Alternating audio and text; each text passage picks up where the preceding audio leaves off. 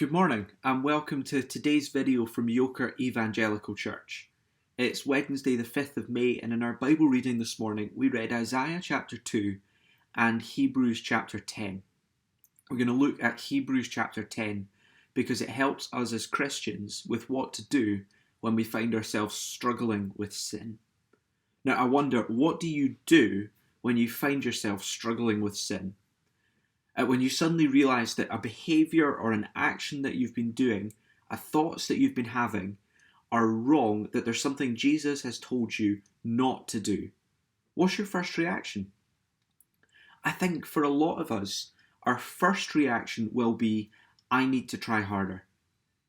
Our first reaction when we come across any problem is to think, there's something I need to do to fix this. I need to put in more effort. When Christians see sin in their life, there is a danger actually that we try and sort it out ourselves. And because what we're actually doing when we put in more effort, when we just grit our teeth and say, I need to do better, I need to fix this, we're relying on works. When we put the emphasis on us fixing the problem, we are diminishing what Jesus has done and we are saying, I need to fix this. It's an attitude like this that is being shown in Hebrews 10, a book that was written to Jewish Christians, so Jewish converts to Christianity, and they were seemingly people who were tempted to go back to relying on sacrifices. They knew that there was sin in their life, and they thought the solution was, well, maybe if I rely on the animals being killed at the temple, that'll fix my sin problem. It's the same issue because they're trusting in something that is not Jesus, something that is away from Jesus to save them. And so they were trusting in the temple in Jerusalem. And the temple in Jerusalem must have been a sight to see. It was perched on top of a hill in the city, and day and night there would have been smoke rising from it. So you had this enormous building overlaid with gold, smoke rising from it day and night. And all the time there would have been the sounds of animals being brought there for slaughter. The sound of the animals being killed on the altar every year, every month, every day.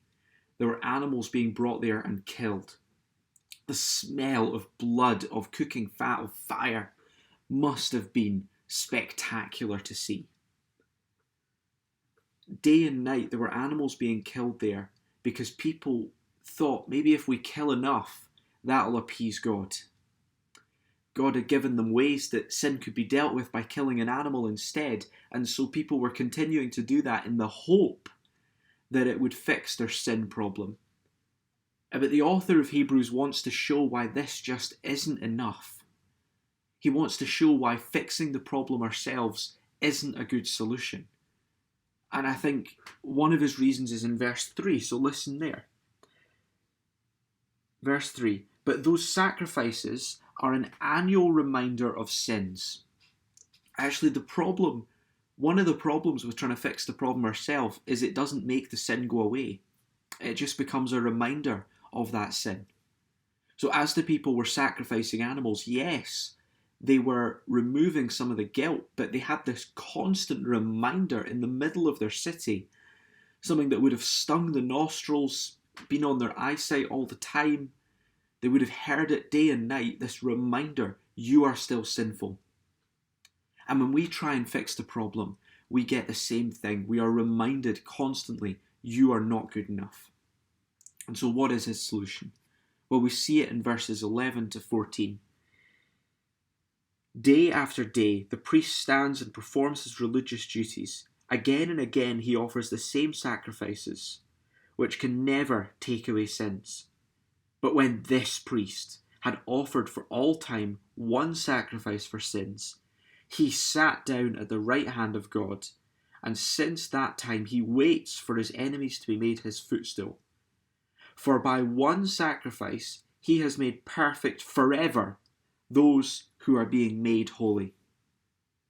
Well, what is his solution? It is a sacrifice, but it is not the continued sacrifice of animals.